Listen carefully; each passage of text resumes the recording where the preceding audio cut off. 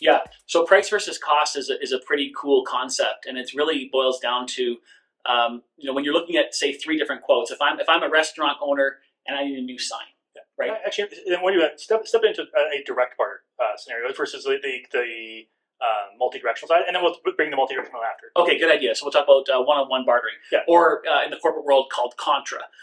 So one-on-one bartering. If I'm a restaurant owner, and I need a new sign, right?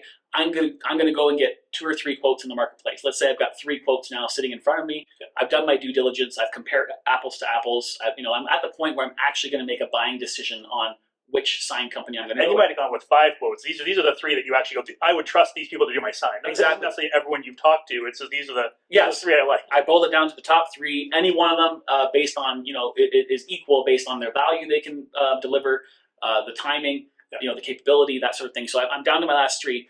If quote number 1 is 5,000, and quote number 2 is 5,500, and quote number 3 is 6,000, obviously all things considered equal, I'm going to choose quote number 1 because it's 5,000, it's the cheapest.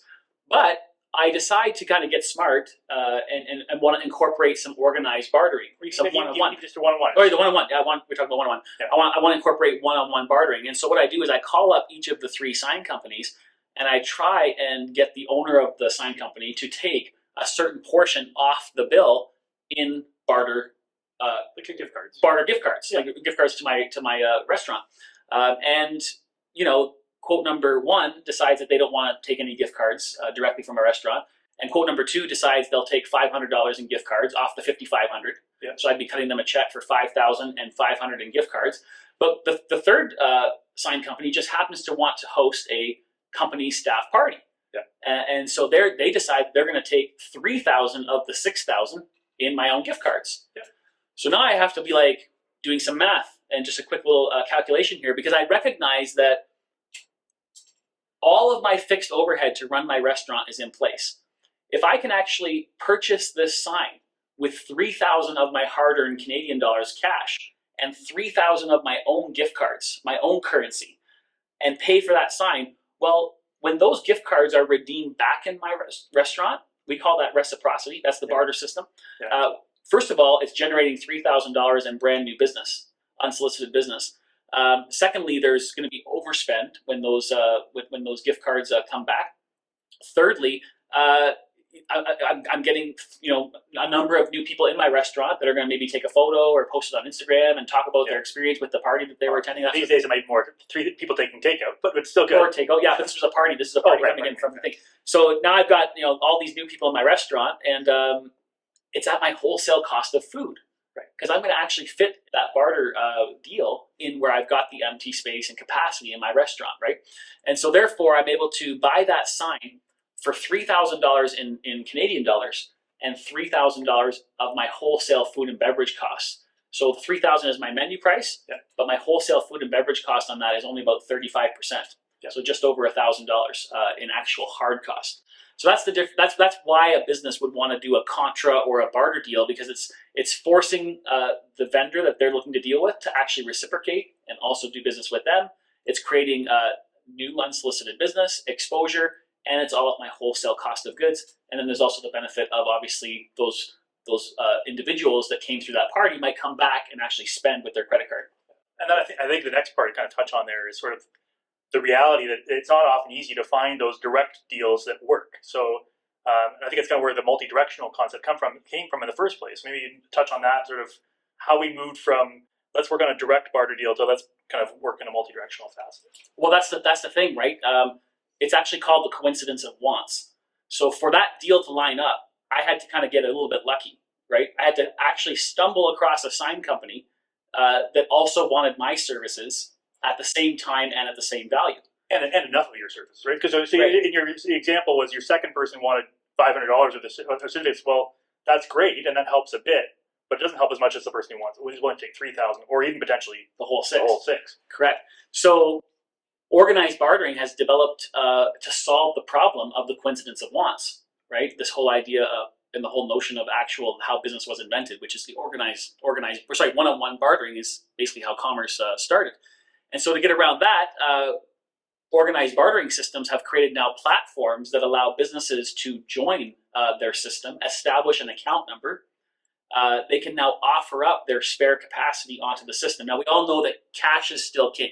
It's the oxygen of any business. You cannot run your business on an organized bartering system, but you can definitely enhance your business using organized barter and leveraging the system. So they can now join the bartering system. They can offer up their spare capacity onto the network in exchange for a barter credit.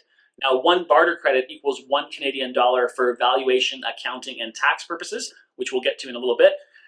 And so, yeah, they can offer up their spare capacity. They can earn barter credits. And now, the best part is that regardless of who has acquired their good or service, they can now take this newly earned revenue stream in barter credits that doesn't expire, and they can go and utilize it and barter and trade with anybody in the entire ecosystem. Yeah. So now they're not locked into these cumbersome and lucky deals of finding one-on-one bartering relationships. It's now a one-to-many ecosystem where everybody is sharing their resources amongst each other, and the organized bartering system is just the administrator of the system. Right. They're just keeping track of the exchange of barter credits in between the members. And sort of like a third-party record keeper is sending a monthly statement to itemize all those transactions, how many barter credits they've earned, how much they've spent, their balance in their account, month-to-date, year-to-date activity, that sort of thing. And then they can tie that back into their general accounting practices. So I think it's good to apply the organized bartering concept back into that sort of one-on-one deal that we talked about between the sign company and the restaurateur.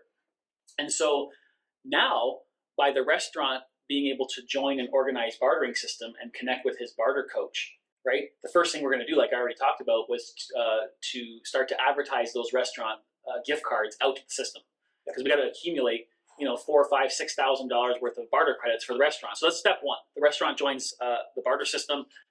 We then do a promotion, boom, out to the system. Quickly, we earn that restaurant 5,000 barter credits into their account by selling off their gift cards to other members of the exchange. Now, on the flip side, that restaurant is going to still go and get the 2 or 3 quotes like normal, right? But they're also going to connect with their barter coach and find a sign company who's in the barter system, who's willing to take all or a portion in barter credits. And so it just so happens, this time the quote number 1 was 5,000, quote number 2 was 5,500, and quote number 3 was 6,000. But quote number 2, 5,500, decides that they'll take the entire amount in barter credits. So the restaurant obviously is going to make the smart choice to go with the barter credit quote. Sure. Because now we can pay the entire amount in barter credits, which is the equivalent of his 5,500 worth of his food cost, like we've already talked about. But don't go into that again, because I think sometimes some people get confused when as soon as you move into barter credits, then they hear the 5,500 and they kind of think, well, that's my cash now. Right. So maybe just talk about that just for a second, about kind of that concept that the food cost still applies to the barter credit side. Right. So, as a restaurant owner, would I rather cut a check out of my hard-earned cash, my regular sales, and pay $5,000 in Canadian dollars for the sign, or would I rather issue $5,500 worth of my gift cards, new incremental revenue coming in my door, reciprocity, right, in the system? And so I'd much rather issue 5,500 of my gift cards to cover off the sign, because when those gift cards now come back to my location and there's reciprocation and they're spent, again, there's going to be overspend in Canadian dollars. There's going to be more awareness of my restaurant. There's going to be people coming back as repeat customers. There's definitely going to be non-redemption, which obviously creates an extra margin right on the spot, just mathematically. So it's there's so many benefits to going with the 5,500 in barter credits versus cutting a check for $5,000 in Canadian dollars. Yeah. I mean, in some ways, when you think about it, you're kind of doing $5,500 in new business at a cost of 35%. About 35%. About 35%. Yeah. So roughly $2,000. Roughly $2,000. Whereas if you were to go the other route and say, well, how much in new business and cash am I going to have to do to free up 5,500? Right. Or free up 5,000. Sorry, 5,000. Yeah. Okay. So basically, it's so much more. Absolutely. Than just the barter business that you're bringing on. Well, and a restaurant really operates on a pre-tax margin of only about 8 to 10 points. Right. So essentially, they have to do $50,000 worth of business to free up the $5,000 to go and buy the sign, or they can do $5,500 worth of gift cards and get the sign at their wholesale cost of food, roughly $2,000. So it's huge savings. So that's the reason, and not to mention, it's just, again, it's back to the coincidence of wants, right? I could spend all day as a restaurant owner trying to find a sign company that wants my gift cards, or I can make one call to the barter system and work with my barter coach, and could have that deal put together inside of a few hours, right? While I'm continuing to run my business, right? And so that's the advantage. Now the sign company, I've heard restaurant owners that they've got so much free time, so they want to do that extra time calling across the city. Of course, they love that. They love administration. So just to drive it home though, because the missing part of the equation is, well, what is the sign company going to do, right? Because now they've got 5,500 barter credits in their account, and so that sign company now has accumulated those 5,500 in barter credits, and they're happy to, because they're landing a job that they wouldn't have gotten otherwise. Right, because otherwise it would have gone to that $5,000. Otherwise, it would have gone to the lowest quote. But because they've just chosen to barter, it shifts the business to them. And so that's brand new incremental business for them in barter credits. So now that's the sign company says, okay, I'm going to take in these 5,500 in barter credits. My sign truck is showing up at that busy restaurant, installing the sign, getting some exposure there. But besides that, just mathematically, I can now take this newly earned 5,500 in barter credits as a sign company, and now I can start to offset cash expenditure within my business. So now I get on the phone with my barter coach, likely somebody else, and I start to give them my wish list of things that I'm looking for. And I need a video done for my corporate video. I want a new website, and I want to get some vehicle repairs to my sign trucks. And so then I work with my barter coach. They connect me with other people in the barter system, other vendors, and I'm able to use my barter credits to offset those cash expenditures for me at my wholesale cost of goods of producing that sign. Again, maybe 50 cents on the dollar, right?